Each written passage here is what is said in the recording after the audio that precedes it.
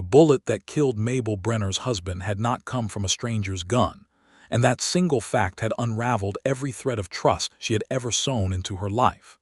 It was the spring of 1878, and the Arizona Territory was still a land that hadn't quite decided what it wanted to be.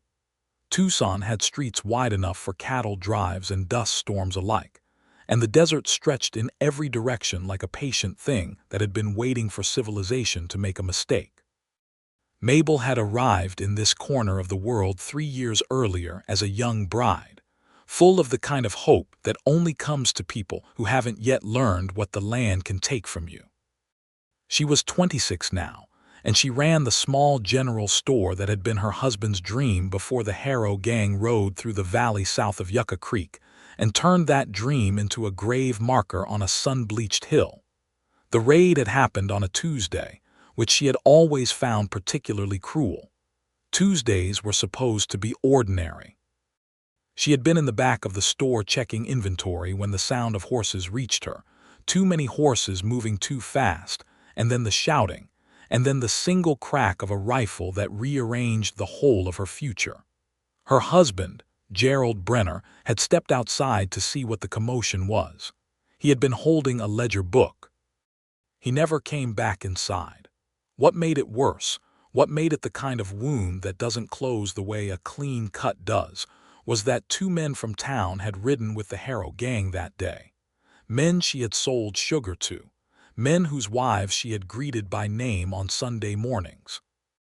When the marshal from the county seat came to take statements, she sat across from him in her own store and realized, slowly and then all at once, that she could not tell which men were trustworthy and which ones had simply been waiting for the right moment to show her who they really were. She survived, the way women who have no other choice tend to survive. She kept the store running. She learned to keep the shotgun under the counter and to smile at customers without letting any of them get close enough to matter. She had a small house behind the store with a kitchen garden that she tended in the early mornings before the heat became unreasonable, and she had 2 chickens she called Eleanor and Dot, and she had a cat named Silas, who was the most dependable creature in her life by a significant margin. She did not have friends exactly. She had the widow Carver down on Mesquite Street who sometimes brought her pie, and she had old Pete Harmon who ran the livery and asked after her chickens with genuine sincerity, and she had the Vasquez family who owned the cantina 2 buildings over, and who sometimes sent their youngest daughter Rosa with a plate of food when they thought Mabel looked too thin. These were good people, and she knew they were good people, but she held them all at a distance that she measured carefully and maintained like a fence line. Men, specifically, she did not trust at all, not in any way that mattered. She was polite to them across the counter. She extended credit when she had to and collected debts when she could. She hired Arturo Vasquez's older boy to carry heavy deliveries and paid him fairly, and thanked him by name and thought of him as exactly what he was, a 15-year-old boy, and not a man, and therefore not something she had to guard herself against in the particular way she had learned to guard herself. She had told the widow Carver about this once, sitting on the widow's porch in the long gold light of an October evening, and the widow had nodded slowly and said that she understood, and then had said that one day Mabel might feel differently, and Mabel had said that she doubted it very much. Not with bitterness, but with the kind of certainty that comes from having built a life around a particular truth. Thomas Sawyer arrived in Tucson on a morning in late April when the desert had just finished its brief and spectacular bloom, and the prickly pear was still showing its yellow flowers like small, apologetic suns. He rode in on a bay horse named Callie that was considerably better tempered than he was, and he had a bedroll, a saddle that had seen better decades, a rifle in the scabbard, and approximately $11 in his coat pocket. He was 31 years old, and he carried himself with the particular stillness of a man who has spent a great deal of time trying not to take up too much space in the world.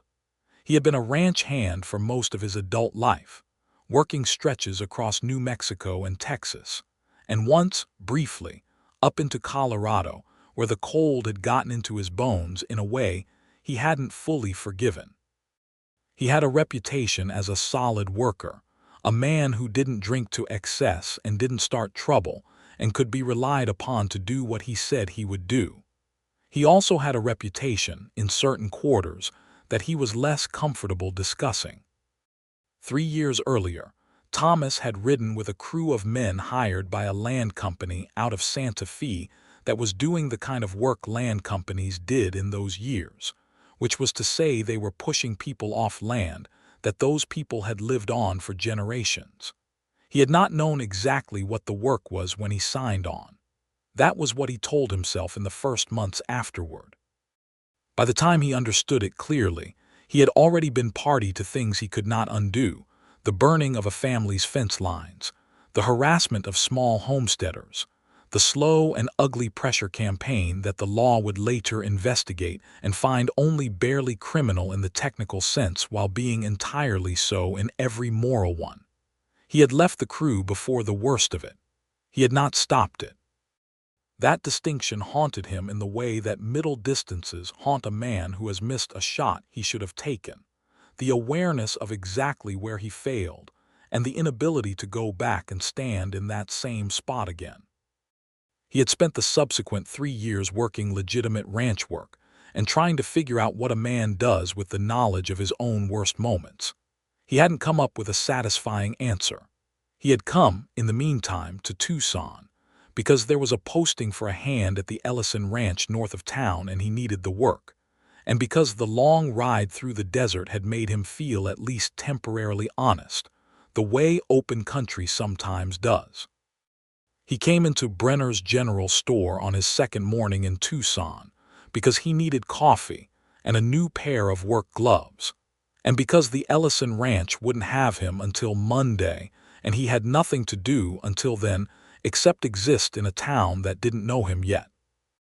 Mabel was behind the counter when the door opened, and she registered him the way she registered all men who came in, with a quick, practiced read that took in his size and the rifle and the condition of his boots and the set of his jaw. He was tall, broad through the shoulders, with dark hair that wanted cutting and eyes the color of old pewter, and he moved through the doorway carefully, the way a man does when he's aware that he's large and is trying to account for it. She noted the careful movement and filed it away under things that did not yet mean anything. "Morning," he said to the space between them. "Good morning," she said. "What can I help you with? Coffee if you have it. Work gloves, the heavy kind. And I could use a look at whatever you have in the way of boot oil." She came out from behind the counter to show him the gloves, because they were kept in a case on the far wall, and he followed at a distance that she noticed was slightly more than necessary, as though he was being careful about not crowding her. She showed him 3 different grades of work gloves, and he picked the middle weight and paid for them, and for the coffee and the boot oil without haggling, which she appreciated in the way she appreciated all small things that made transactions simple.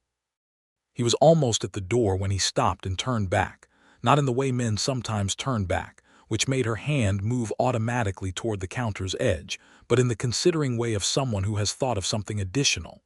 "I noticed your sign in the window," he said. "The one about needing someone to bring in the Thursday deliveries from the freight office."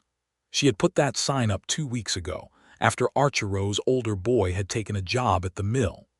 "I did post that," she said. "I'm working at the Ellison Ranch starting Monday," he said. "But I've got time between now and then, and I'm handy with a wagon if you need someone reliable." She studied him with the careful economy she had developed over 3 years of deciding who to extend credit to and who to watch more closely. He held her gaze without aggression and without the particular kind of studied innocence that made her more suspicious, not less. "What's your name?" she asked. "Thomas Sawyer. And you're known in Tucson?" "Not particularly. I just came in yesterday. I'm from up around Las Cruces most recently." "Then I don't have a way to speak to your character." "No, ma'am," he said. "You don't." He didn't try to fill that silence with reassurances. He just stood there, acknowledging it plainly, and that was, she found, more reassuring than anything he might have said. She told him to come back Thursday morning at 7 and she would have a list, and she would be paying him day wages and he could take it or leave it. He said he'd take it, thanked her, and left. The door swung shut behind him and the bell above it rang once lightly, and Silas the cat jumped down from the windowsill and wound around her ankles as if to offer an opinion. "Don't start," she told the cat. Thursday arrived with the kind of clear, hard Arizona light that made everything look like it had been cut out of something and placed against the sky. Thomas was at the store at 7 exactly, which she noted, and he had a wagon he'd borrowed from the livery, which Pete Harmon confirmed he'd asked about with no particular drama.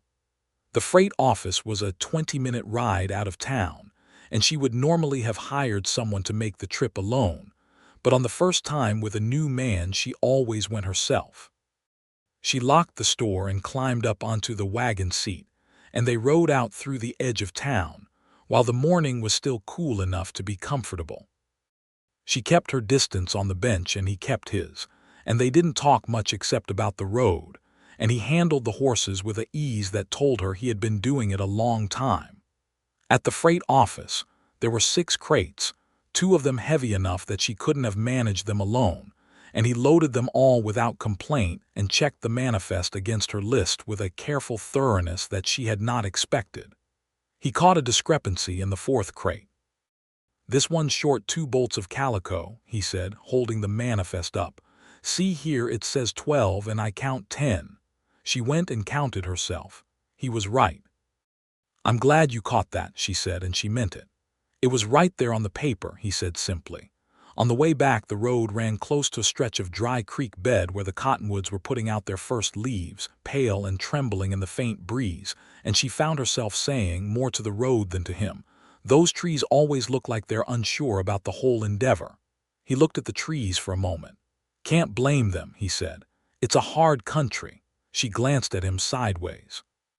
He was looking at the cottonwoods with an expression she couldn't quite categorize, something between understanding and something older and more tired, and she looked away again.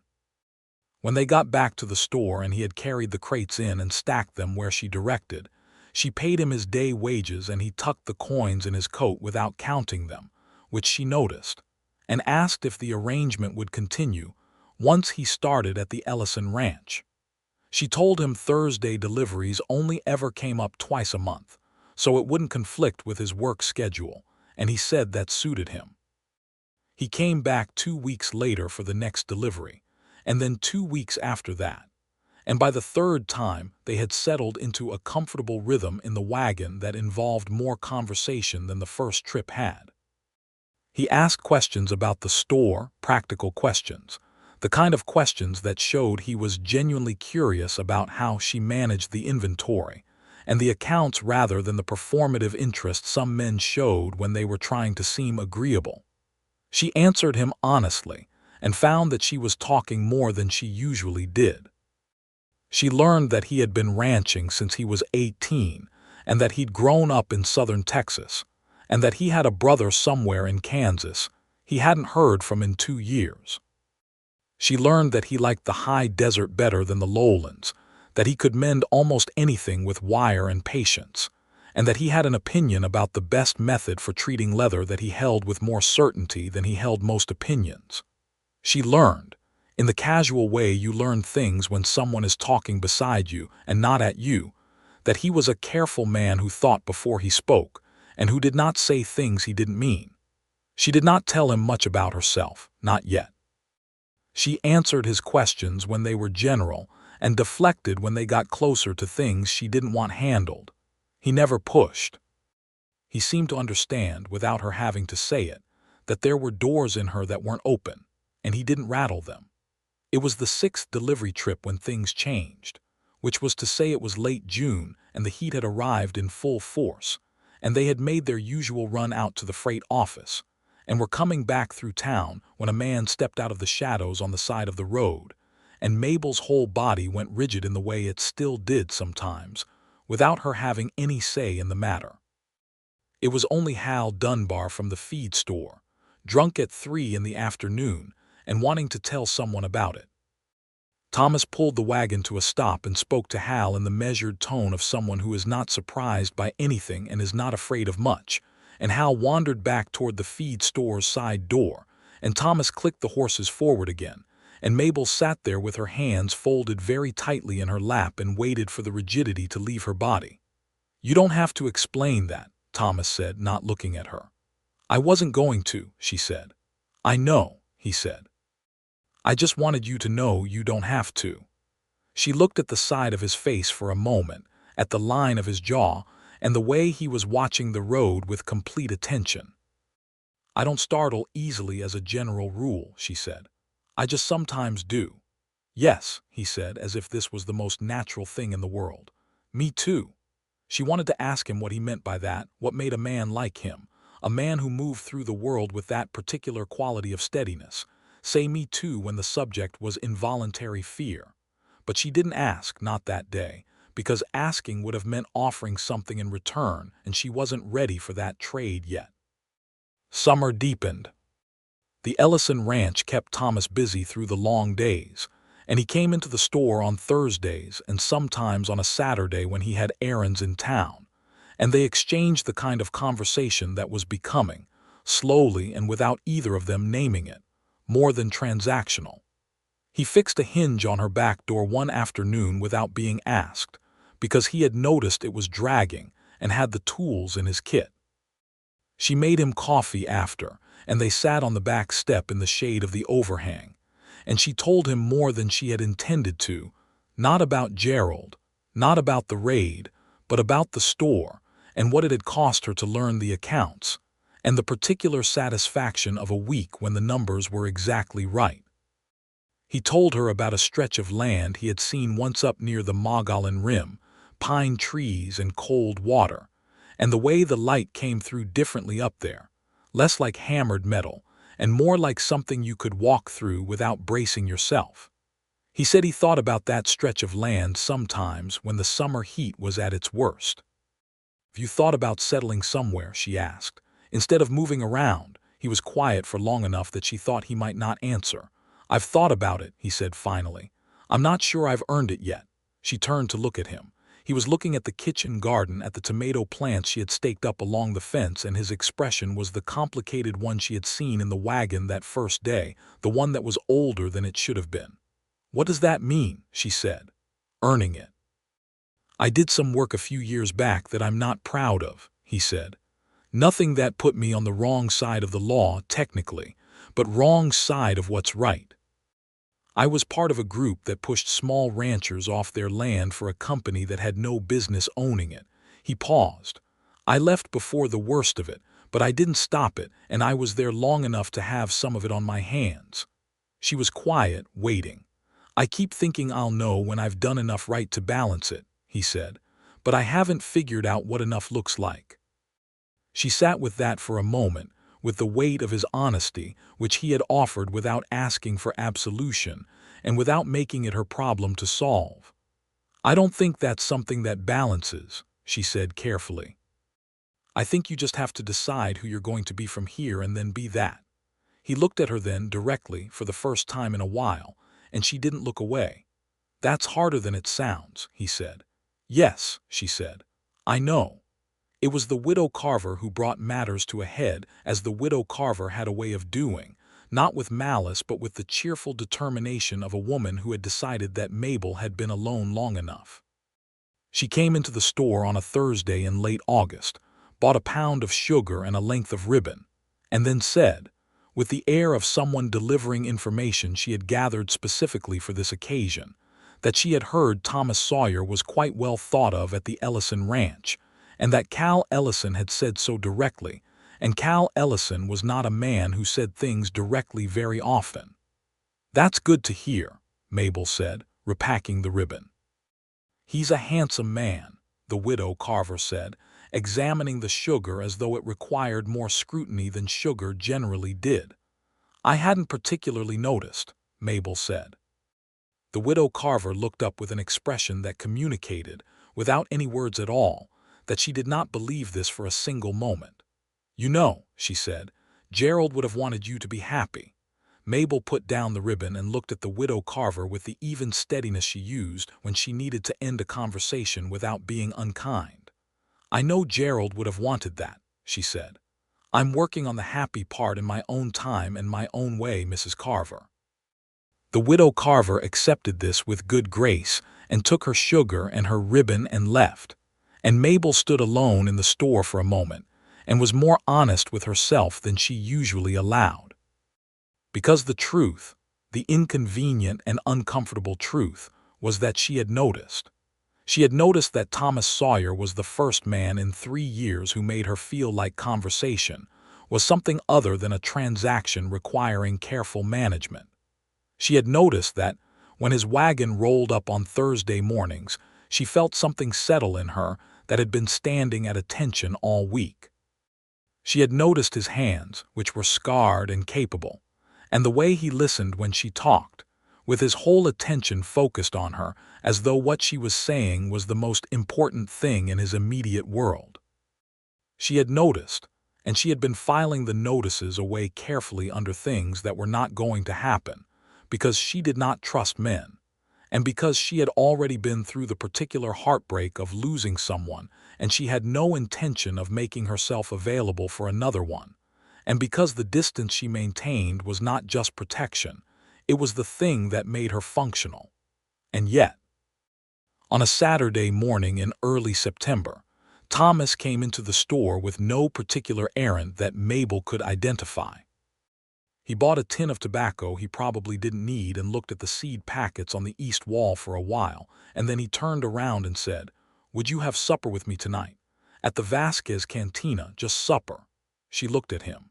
He was holding the tin of tobacco, and he looked like a man who has said the thing he was going to say and is now waiting to see what the air does with it.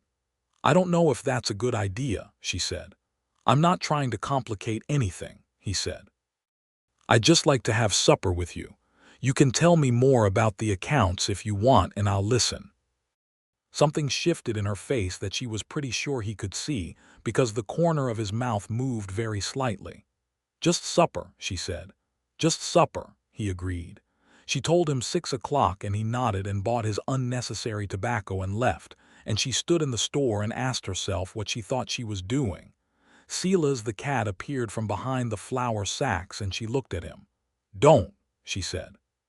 He blinked at her with complete indifference, and she decided that was probably the most honest response available.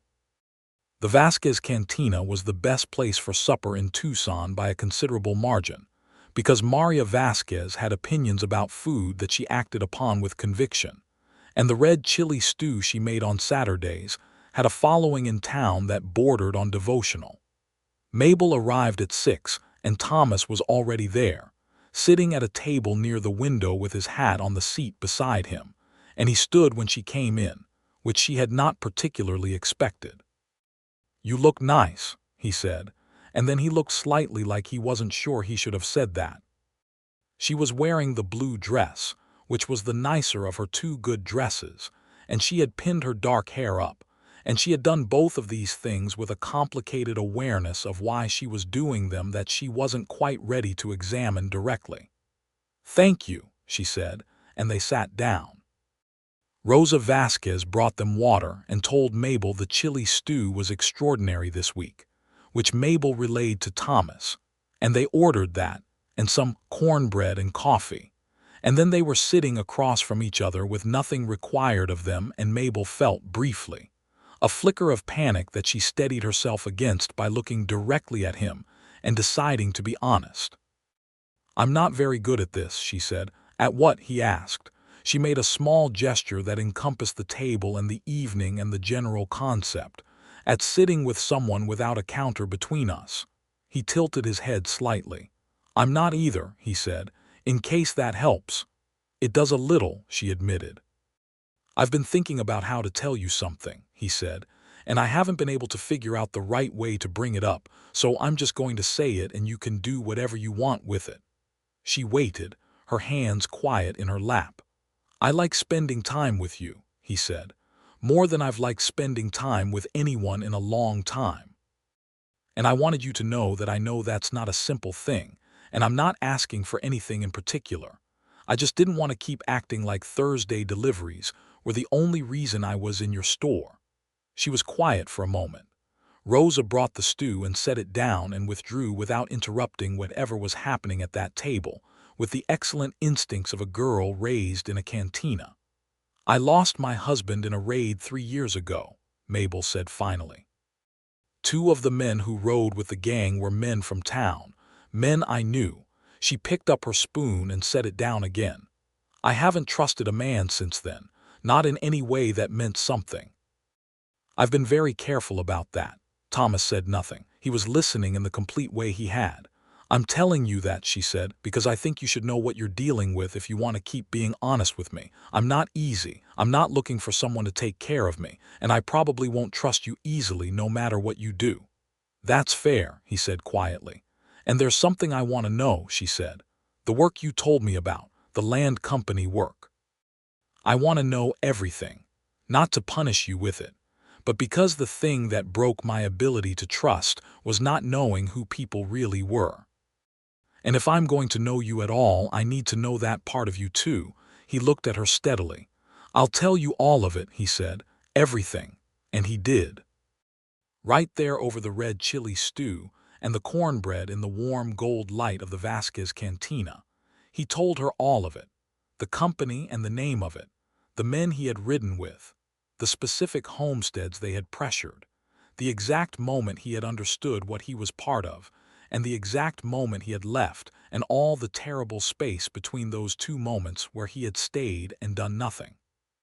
He told it plainly, without making himself the hero of any part of it, and she listened to all of it with the careful attention she gave to freight manifests, checking everything against what she knew of how the world worked and what people were capable of. When he finished, the stew was mostly gone and their coffee had cooled and the cantina around them had filled up with the Saturday evening crowd. She looked at him across the table for a long moment. "That's not nothing," she said. "No," he agreed. "You know that." "Yes." She picked up her coffee cup. "I haven't trusted a man since the raid," she said. "And you just told me the thing that makes trusting you complicated." "No," he said. "I thought you deserved the complicated version." She turned the cup in her hands. "I think I do," she said softly. "And I think you deserve the chance to give it to me." She looked up. "I said I haven't trusted a man since then, but I didn't say I was certain I never would again," he said, and she could see the thing in his expression that he was trying to keep contained. "I haven't trusted myself either. Not fully. Not since I understood what I'd let myself be part of." They looked at each other across that narrow table with all of it laid out between them, her grief and her guarded heart and his guilt and his careful attempting, and something in the air of the room was different than it had been when they sat down. "I think," Mabel said carefully, "that might be how two people who can't trust easily start, by being honest about why." He exhaled, a quiet, careful sound. "I think you might be right," he said. "That was how they began. Not with a dramatic declaration or a swept-off feet moment, but with the particular intimacy of two people who have each broken something in themselves and are sitting across from each other in a cantina in Tucson, Arizona, in the September of 1878, and choosing, deliberately and with full knowledge of the cost, to try. They had supper again the following Saturday, and the Saturday after that. They walked in the evenings sometimes, when the heat had descended to a manageable level, through the quieter streets where the houses had their lamps lit, and the cooking smells came out through open windows, and the sky turned colors that Mabel had never quite been able to describe to anyone who hadn't seen an Arizona desert sunset. Thomas was good at walking beside someone. He matched his pace to hers without making a production of it, and he talked when she wanted to talk and was quiet when she needed that instead. And she began to trust, in the provisional and careful way that she was capable of trusting, that he could tell the difference. He told her about his childhood in Texas, his father who had been a firm but fair man and who had died of a fever when Thomas was 16, and his mother who had remarried and moved to El Paso, and who he wrote letters to 3 or 4 times a year. He told her about the first horse he had ever broken, a gray mare named Duchess who had thrown him 4 times before deciding to cooperate, and about the time He had gotten lost in the Guadalupe Mountains for 2 days and come out the other side with a genuine philosophical appreciation for water. She told him about growing up in Missouri, about her father's farm and the creek that ran behind it that was cold even in summer, and about the schoolteacher who had lent her books and changed the particular shape of her imagination. She told him that she had married Gerald at 23, which everyone had said was a good age for it, and that she had loved him in the way you love someone who is straightforward and kind, and who means exactly what he says. She told him Gerald had wanted the store more than anything, and that she had helped him build it from a dry goods counter to something real, and that keeping it running was partly practical and partly a way of making sure that what he had wanted hadn't been entirely canceled out. Thomas listened to all of this without the uncomfortable solicitousness that some men displayed when the subject of a dead husband came up, as though they weren't sure whether to offer condolences or minimize the mention. He listened the way he listened to everything, with complete attention and without trying to fix it or redirect it, and when she finished talking he said, "He sounds like he was worth the grief." Which was, she thought, exactly the right thing to say and exactly the kind of right thing that you couldn't calculate your way to. You either saw it or you didn't. October came in and brought the first real cool of the season, and the store did its best business of the year as people laid in supplies for winter, and the ranchers came in from the outlying spreads to restock and catch up on 3 months of equipment needs. Mabel was busy and happy in the focused way that real work produced, and Thomas came in on his Thursdays and his Saturdays and helped her carry things and stayed out of the way when she was busy and was there when she wasn't. One October Saturday he came in with a small package wrapped in brown paper and set it on the counter without any ceremony and said, "I found this at the hardware store and thought of you." She opened it and it was a small, very good quality lock for the back door, because the existing one was worn and had been worrying her more than she had mentioned, and she looked at it and then at him and felt something warm and inconvenient move through her chest. "How did you know about the lock?" she said. "You tested it twice the last time we went in through the back," he said. "You have a particular face when something concerns you." She was quiet for a moment. "I have a particular face." "You do," he said, completely unrepentant about having observed this. "What does it look like?" she asked, curious despite herself. "Like you're doing math," he said, "except the numbers are something real." She laughed, which surprised them both. It was a real laugh, unguarded, and she watched him react to it with an expression she was beginning to know well, the quality of a man who has been handed something he didn't know he'd been hoping for. That evening, she let him replace the lock, standing in the kitchen with a lamp while he worked, and afterward she made coffee and they sat at the kitchen table, and the conversation moved easily between practical things and less practical things. And at some point, the darkness outside had settled fully and neither of them had lit more lamps and they were sitting in the warm circle of the one lamp's light with their coffee going cold between them, and she realized she had stopped measuring the distance between them. He walked home in the full dark, because Tucson was a town you could walk across in 20 minutes and the night was clear enough, and she stood at the front window and watched his shape move down the street until it turned the corner, and she stayed there a minute longer than she needed to because something in her wanted to keep a record of what it had felt like to sit in her kitchen and not be alone. She was in love with him by November, though she didn't say it to herself in those words. She said it to herself as I care about him more than is comfortable, and as he has become necessary in a way I did not plan, and occasionally as this is going to hurt if something goes wrong. But the actual words took her longer to locate, because they were attached to a vulnerability she had sealed away very carefully, and the seal didn't open easily. He was in love with her by the same point, and he handled it with the same care he handled everything, which was to say he didn't rush it and he didn't pretend it wasn't happening. He gave her time and he gave her space, and he continued to be exactly and consistently who he had said he was, which was the most useful and most rare thing a person could do when someone with reason to be guarded was deciding whether to believe in them. The crisis came in November, because the Arizona Territory in those years had a way of delivering things on its own schedule.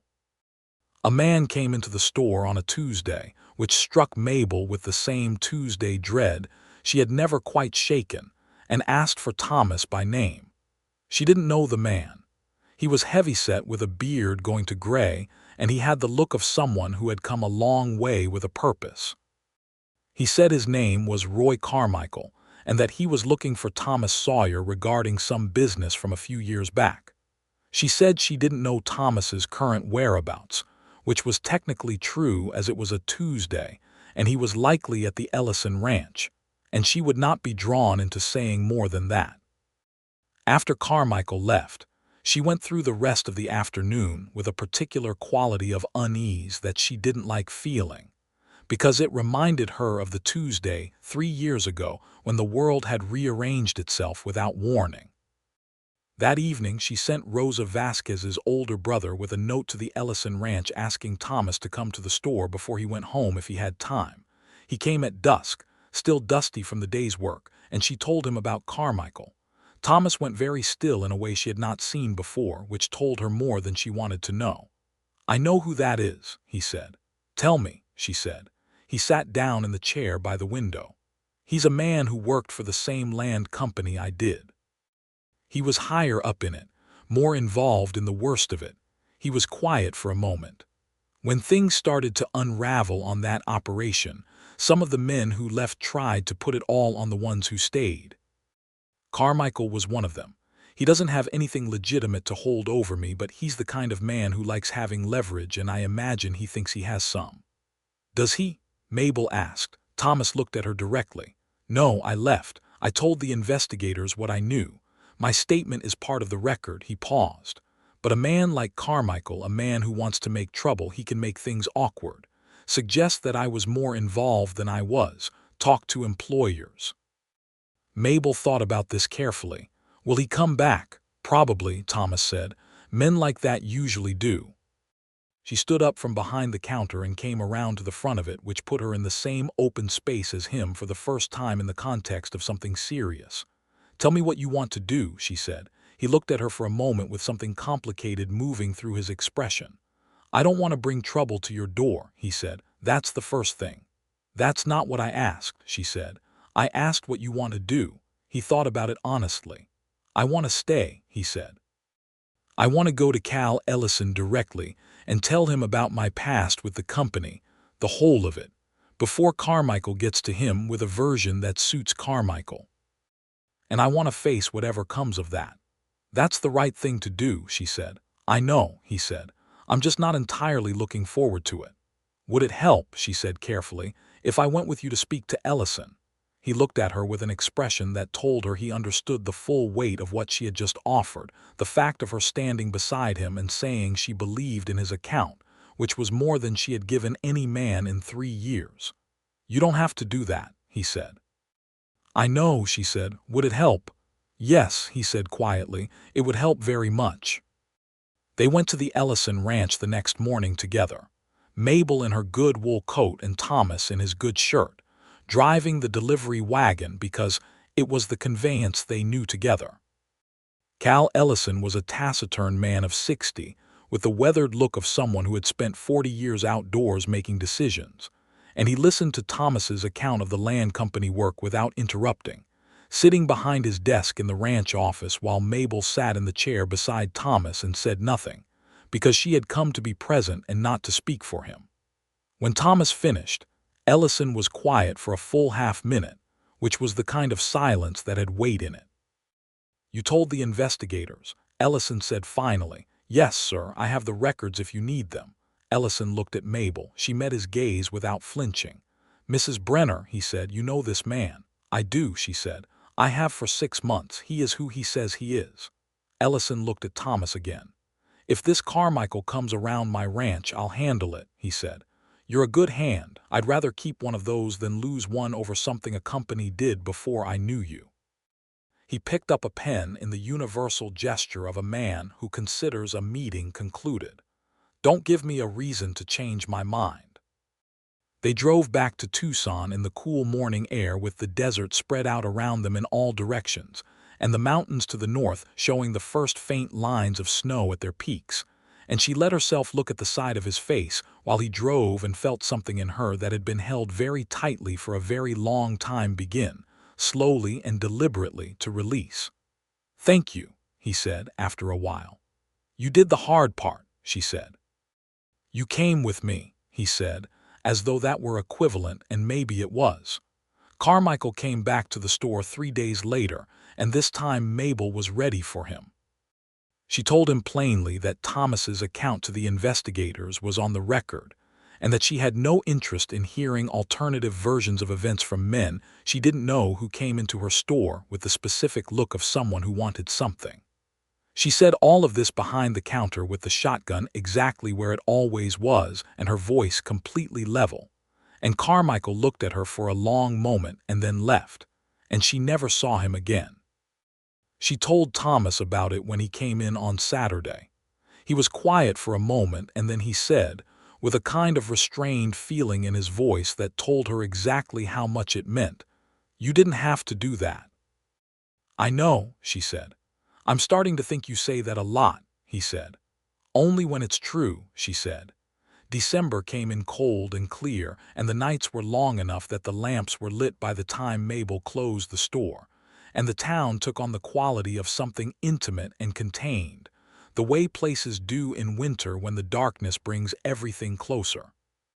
Thomas had Christmas leave from the Ellison Ranch, and he spent it in town, and there were 2 days in a row where he had supper at Mabel's house, and stayed long enough afterward that they sat by the kitchen fire talking, until it was past what either of them would have called a reasonable hour. On the second of those nights, she told him about the raid. Not the version she had told herself in the years since, the managed account with the important things left out, but the real one. She told him about Gerald stepping outside with the ledger book and not coming back. She told him about sitting across from the marshal and understanding in real time that she couldn't sort the trustworthy from the not. She told him about the particular quality of grief that came with losing someone to senseless violence, the way it was different from loss that had some logic to it, the way it kept you always slightly on alert for the next thing that would arrive without warning and rearrange everything. He listened to all of it. He did not try to make it better or resolve it into something smaller. When she finished, they were quiet for a while, the fire the only sound between them, and then he said, "I'm glad you told me." "So am I," she said, and she found that this was true in a way she hadn't anticipated, that telling it to someone who received it correctly was its own relief. He reached across the small space between them and put his hand over hers, carefully, in the way he did everything, giving her time to remove her hand if she wanted to. She did not remove her hand. She turned it palm up instead, and his fingers closed around it, and they stayed like that for a while in the firelight, not talking, not needing to. "I think I have been falling in love with you for a while," she said to the fire, in the tone of someone reporting a discovery that has been coming for some time. He was quiet for a moment in the way that told her he was making sure his voice was going to be reliable. "I have been in love with you since you argued with me about the freight manifest count on the 3rd delivery," he said. She turned to look at him. "You remembered which delivery." "I remember all of them," he said simply, and she looked at his face in the firelight and felt the last of the carefully maintained distance dissolve, not in a dramatic way, but in the way that a fence that has been slowly softening in the weather finally lies down and becomes part of the field. She kissed him, because she was the one who was ready first, and she had spent 3 years not doing things she was ready for, and she was done with that particular habit.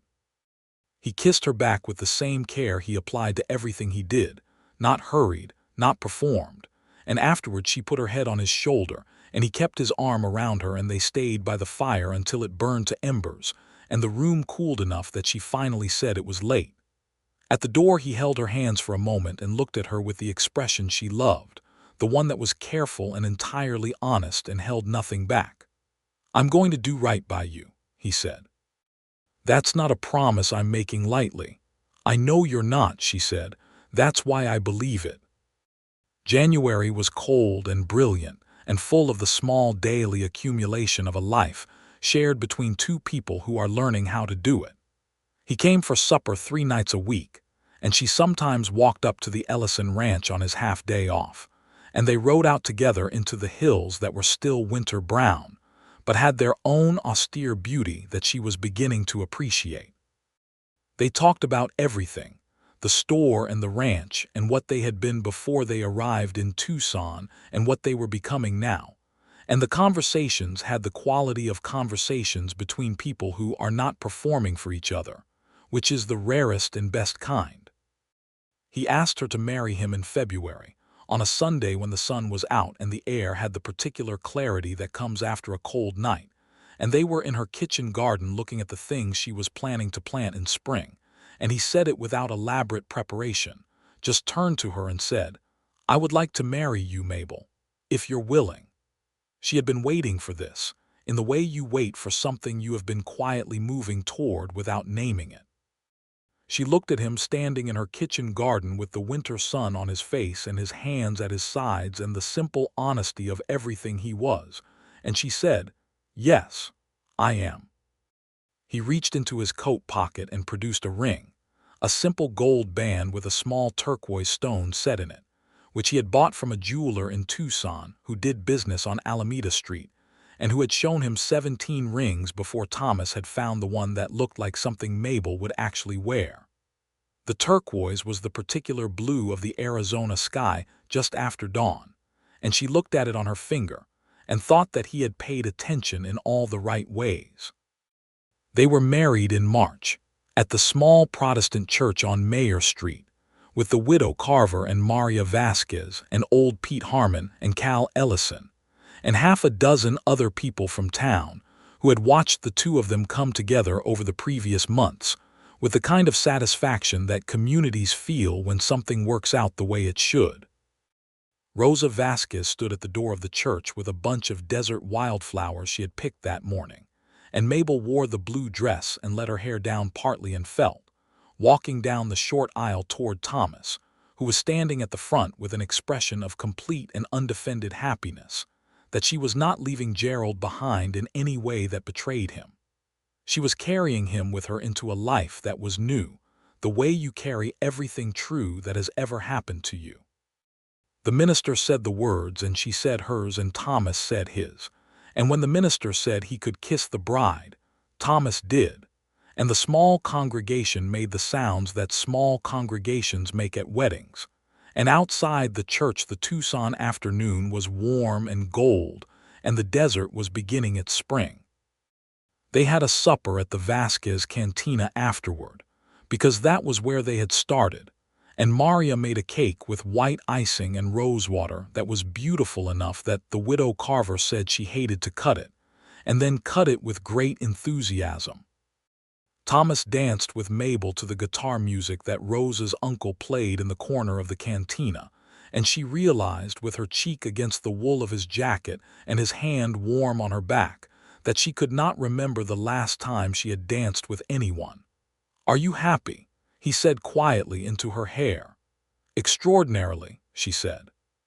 He moved her through the steps with the same quiet competence he brought to everything, and she let herself be moved, and did not think about anything except the music and the warmth and the particular quality of being held by someone who was holding you because you both wanted it, freely and without conditions. Spring came to Tucson in its usual way, fast and extravagant, and with it a set of practical decisions.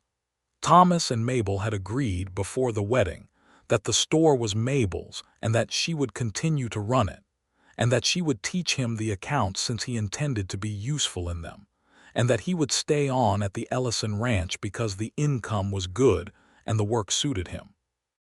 They moved into Mabel's house behind the store together, and he added some things to it: a second hook by the door for his coat, a small shelf for the extra tack he brought in from the barn, a larger woodpile that he built up against the back fence with the organized precision of a man who takes winter seriously. She added to it, too, a second coffee mug because his had chipped, a quilt she made over the winter months from fabric scraps she had accumulated in the store, a kitchen garden twice the size of the previous one, because she had plans for it now that she was not the only one eating from it. They had their first real argument in April, over something that started as a practical matter about the store's credit policy and became, as first real arguments often do, about something else entirely. She thought he was being unnecessarily protective of her regarding a difficult customer, inserting himself when she had it handled, and she said so with more sharpness than she intended, and he responded with the frustrated certainty of someone who knows his intentions are good and cannot immediately see where the line is. They were quiet for an hour afterward, both of them moving around the house with the careful attention to space of people who are not yet entirely sure how to be angry with each other and still be okay. She was in the kitchen when he came in and said, "I overstepped. I know you don't need me to fight your battles. I just sometimes want to because I don't like seeing anyone treat you with less than what you're owed, and I haven't figured out how to want that without acting on it." She turned around from the stove. "I can fight my own battles," she said. "I know," he said. "You're better at it than I am." The sharpness in her chest softened. "You can be concerned about me without taking over," she said. "Those aren't the same thing." "I'm learning the difference," he said. "I'm sorry." She handed him the coffee she had been making. "I may have been sharper than I needed to be," she said. "You were clear," he said. "That's not a fault."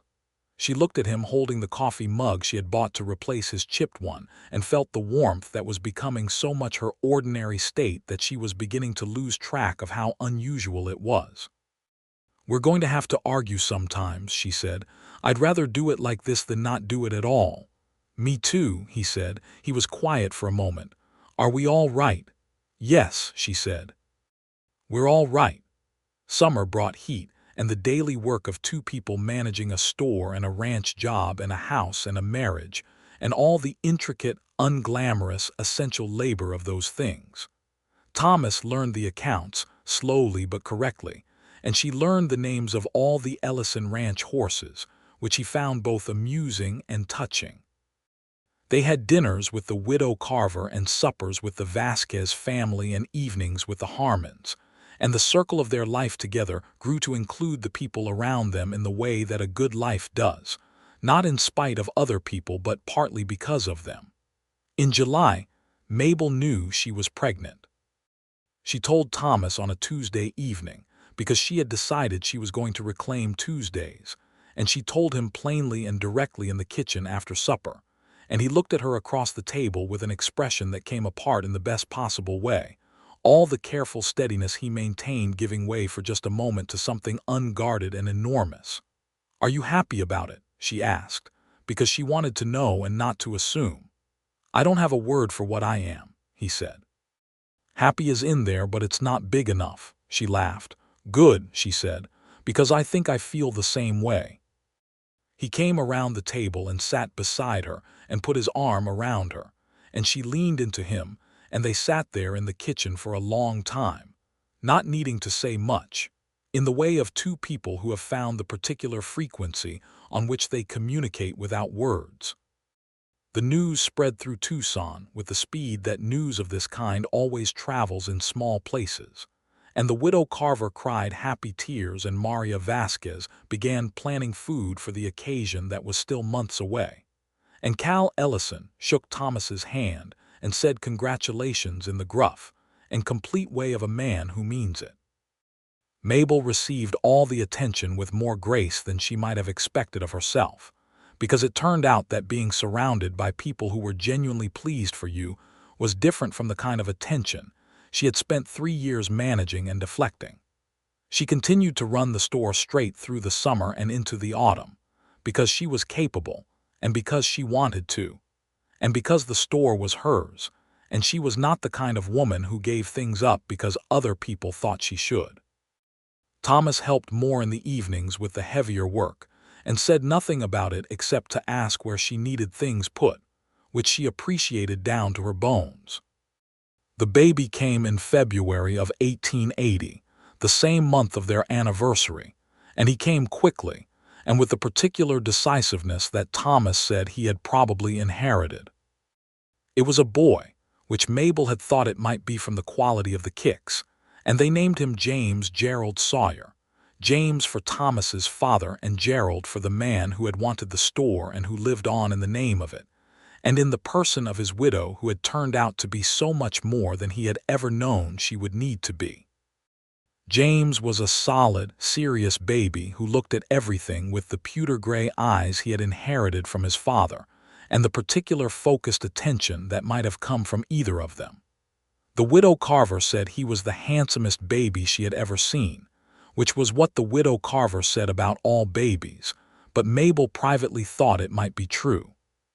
Thomas held him with the careful attention he applied to everything fragile, which was not much in this world and was very specifically this one small person, and the expression on Thomas's face when he held his son was the most unguarded she had ever seen him. "He's looking at me," Thomas said on the second morning in a tone of mild astonishment. "He does that to everyone," Mabel said from the bed where she was finally sleeping well for the first time in several months. "I know," Thomas said, "but he's looking at me like he's making a decision about me." She looked at her husband holding her son in the thin February light that came through the bedroom window, and something settled in her that had been on its way to settling for 2 years and finally arrived completely. "What decision do you think he's making?" she asked. "Whether I'm worth trusting," Thomas said, and then he looked at her, and she could see that he understood what he had said. "You are," she said. "He'll figure it out." He looked back at James. "I'm going to spend a lot of years making sure he does," he said. Spring came again, as it always did in the Arizona territory, with the flowers and the impossible blue of the sky, and the feeling that the world was being offered fresh on a new set of terms. Mabel stood in her kitchen garden in March with James on a blanket in the shade, and Thomas a few feet away mending the fence, and she thought about the Tuesday 3 years ago and the distance between that Tuesday and this one. She had not gotten back to herself, exactly, because the person she was now was different from the person she had been before the raid. She had not returned to innocence or to the unguarded ease of a woman who has not yet learned what can be taken from her. She had built something new instead, something that had the raid in it, and Gerald in it, and 3 years of careful solitude in it, and 6 months of cautious conversation in it, and a marriage and a baby and a kitchen garden, and the particular knowledge of her own resilience. She had built a self that knew what it had survived and chose daily to continue. Thomas looked up from the fence and found her looking at him. He raised an eyebrow in the way he did when he was asking a question without words. "I'm all right," she said. "I was just thinking." "Good thoughts?" he asked. She looked at the kitchen garden and the baby on the blanket and the house that had become theirs and the man with the fence wire who had told her the hard truth about himself before he asked for anything. And she thought about the evening in the cantina when they had both said, in their own way, that they had not trusted, that they had broken something in themselves and were sitting across from each other and choosing to try. "Very good thoughts," she said. He went back to the fence, and she went back to the garden, and James made the sound that babies make when they have decided the blanket is not as interesting as the person nearby. And she picked him up and held him against her shoulder in the warm spring morning, and felt the full, grounded, ordinary weight of a life that was, in the deepest and most essential sense, hers. The store had a good year in 1880. Thomas remained at the Ellison Ranch through the spring and summer, but by autumn they had talked enough about the future that they both understood a change was coming. Cal Ellison was looking to take on a foreman, and the position carried enough in wages that Thomas and Mabel had sat at the kitchen table with the account spread between them, and worked out that if he took the foreman post, they could afford to hire a permanent assistant for the store, and Mabel could step back from the heaviest of the daily burden without giving up any of the ownership or the decisions. Thomas became Cal Ellison's foreman in November of 1880, and Mabel hired a young man named Arturo Vasquez, Maria's eldest, who was 18 and serious and good with numbers and learning fast. She trained him the way she trained everything, methodically and with full information, and he absorbed it with the gratitude of someone who understands that being given real responsibility is a gift. The town of Tucson continued to grow around them as the railroad pushed closer, and more people arrived with more needs and more commerce, and Brenner's general store grew with it, adding a back room and a wider selection, and a reputation for fair dealing that brought customers from ranches a half-day's ride away. Mabel expanded the credit ledger carefully, extending trust where she had evidence for it and not where she didn't, and the accounts remained exactly right with the satisfying precision she had loved since the beginning. James learned to walk in the spring of 1881, with the decisive lurch of someone who has decided mobility is urgently necessary, and falls are merely information. He walked into walls and furniture and the patient legs of Silas the cat, and came up each time with the gray eyes very wide and the expression of someone recalibrating. And Thomas watched all of this with the particular delight of a father who has discovered that the human capacity to persist is most purely demonstrated in people who have been standing for less than 3 months. "He got that from you," Thomas said one evening, watching James attempt to climb the back step. "The falling or the getting up?" Mabel asked. "The getting up," Thomas said. She watched her son haul himself up onto the step with a grunt of effort that was entirely disproportionate to the height of the step and entirely appropriate to his determination. "That might be from both of us," she said. In the summer of 1881, the matter of the Harrow gang was resolved in the way that most such matters were eventually resolved in the Arizona Territory, not with a satisfying confrontation, but with the accumulative justice of a criminal organization that had run long enough to accumulate enough enemies. The men who had ridden with the gang were rounded up over the preceding year by the territorial marshal's office, and in June the trial of the 2 men from town, the ones who had been in the raid that killed Gerald, was concluded in Tucson with both men convicted and sentenced. Mabel sat in the courtroom for the verdict, with Thomas on one side and the widow Carver on the other, and when the judge read the sentence, she felt something shift in her chest that she had been waiting 3 years to feel shift. Not justice, exactly, because nothing that happened in a courtroom was going to give Gerald back his life or the store his stake in it, but the particular closure that comes from having the world acknowledge that something wrong happened and name it correctly. She cried on the way out of the courthouse, which surprised her, and Thomas kept his arm around her and didn't say anything, and she was grateful for the silence, and for him, and for the understanding that some things you cry about not because you're falling apart, but because you're finally putting something down. She told him that on the walk home. "I think I've been carrying that for 3 years," she said. "You can set it down now," he said. "I think I just did," she said.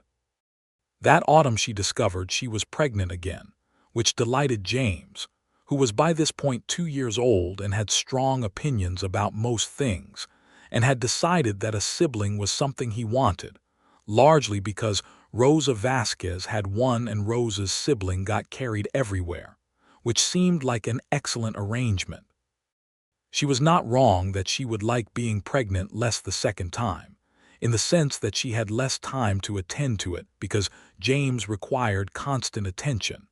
But she was also not wrong that she felt more settled in it, more certain that the world receiving another person from her and Thomas was a good thing without reservation. The baby was born in April of 1882, a girl this time, born in the spring of the Arizona Territory with the desert in bloom outside the window and the air smelling like rain that had come in the night. They named her Clara Rose Sawyer, the rose for the roses Maria Vasquez brought to the house the morning after the birth, which was a gesture of such genuine warmth that both Mabel and Thomas agreed it deserved to be in the name. Clara was nothing like James in temperament, being from the first weeks a person of expansive emotional expression and significant volume, who greeted every new experience with either delight or outrage and nothing in between. James regarded her with the serious consideration he applied to most things, and within a month had appointed himself her primary guardian from the specific threats of crawling ants and falling sunbeams, neither of which were actual threats, but the protection was sincere. Thomas watched his children with the same expression he had worn when he first held James, the unguarded, enormous feeling that didn't have a word big enough for it. And Mabel watched him watch them, and thought about the man who had come into her store with a tin of tobacco he didn't need and an honest face, and 3 years of guilt he was working through, and everything he was trying to become. She thought about the cantina and the red chili stew, and the way he had told her all the hard parts before he asked for anything. She thought about the lock for the back door and the delivery runs, and the way he had stood in Ellison's office and told the truth while she sat beside him. She thought about the fire in the kitchen and the words she had said to it, and the way he had kissed her carefully, giving her all the time she needed. She thought about trust specifically, about what it was and what it cost and what it made possible. She had told him she had not trusted a man since the raid, and he had told her he had not trusted himself either, and those two truths had laid themselves down across from each other and found, in their proximity, something that neither of them had expected to find in the other person's acknowledgement of damage. She had learned in the years since that trust was not a thing you recovered once and kept forever. It was a daily choosing, a daily deciding to open a door that you had every rational reason to keep shut, based not on blind faith, but on evidence that accumulated slowly and honestly. She had evidence now, 2 years of marriage worth, and 5 years of knowing him from the cautious beginning, and a son and a daughter, and a house that was fully theirs, and a store that was going to outlast both of them, and the warm, specific knowledge that she was known by someone who had made it his project to know her fully and without flinching. That was not a small thing. That was, in fact, the largest thing she had. In the autumn of 1882, Pete Harmon retired from the livery and sold it to his nephew, and the town held a supper for him in the cantina, because Pete had been in Tucson longer than most of the buildings, and everyone who was anyone came. Thomas and Mabel came with James, who was 3 and had recently developed strong opinions about music, and Clara, who was 6 months and had recently developed strong opinions about everything. Maria Vasquez cooked magnificently, and the Vasquez uncle played guitar, and old Pete Harmon said the most words anyone had ever heard him say in a single evening, which amounted to a speech about how a town is the people in it, and he was grateful to have known these people specifically. Mabel sat at the table in the cantina with her husband's arm around her, and her son asleep against her shoulder, and her daughter in Thomas's arms looking at the guitar with the expression of someone storing information, and she looked around at the faces she knew, the widow Carver and Pete Harmon and Maria Vasquez, and Cal Ellison and Archero at the store who had become someone she trusted with genuine satisfaction, and she thought that this was what had been waiting for her on the other side of all that fear. Not the absence of loss, not the guarantee that nothing would go wrong, but this, a table full of people and a husband who had earned her trust one careful, honest day at a time, and children who were becoming themselves in the warm middle of it all, and the particular quality of an evening that knows itself to be good and rests in that knowledge without apology. "What are you thinking about?" Thomas said quietly into her hair. "Everything," she said. "I'm thinking about everything." He pressed his lips to the top of her head, gently, in the way he had 100 times by now and that she never stopped feeling. "Good everything or complicated everything?" he asked. "The good kind," she said. "The kind that makes sense." James stirred against her shoulder and settled back into sleep, and Clara made a sound of contentment in Thomas's arms, and Pete Harmon was saying something that made the widow Carver laugh, and the guitar kept playing the low, warm music that filled the corners of the cantina, and the Arizona night was clear and full of stars outside the window, and Mabel Sawyer, who had been Mabel Brenner, and before that the girl by the cold creek in Missouri, and before that someone who could not have imagined any of this, sat in the center of her life and let it be exactly what it was. Full, imperfect, hard-won, entirely hers.